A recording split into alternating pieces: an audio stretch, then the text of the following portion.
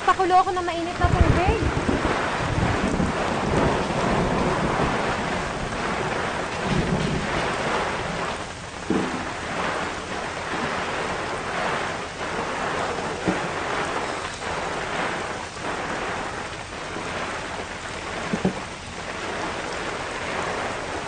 Anak, para sa'yo to. Kanina ka pa giniginaw.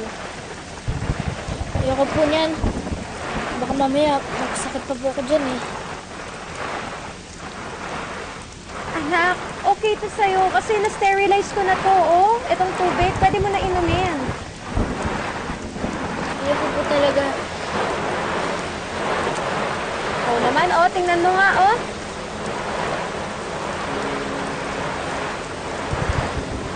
Ang sarap. Mainit kasi. Maayos ko sa'yo para hindi ka lamigin. Sige na. Sige na.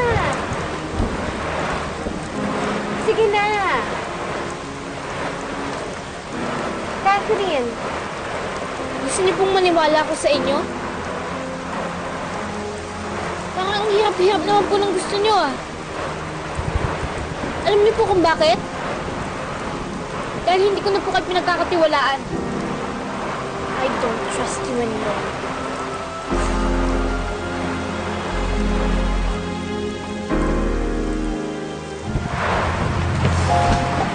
Anak?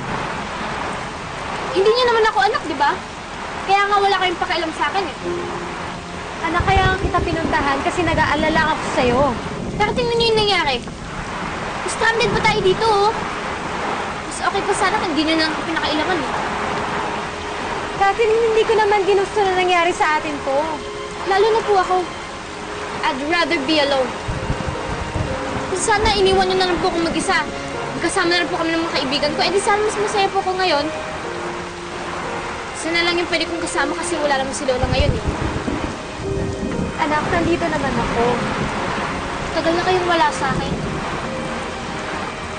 Kaya kapag tumigil at wala, aalis na rin ako dito.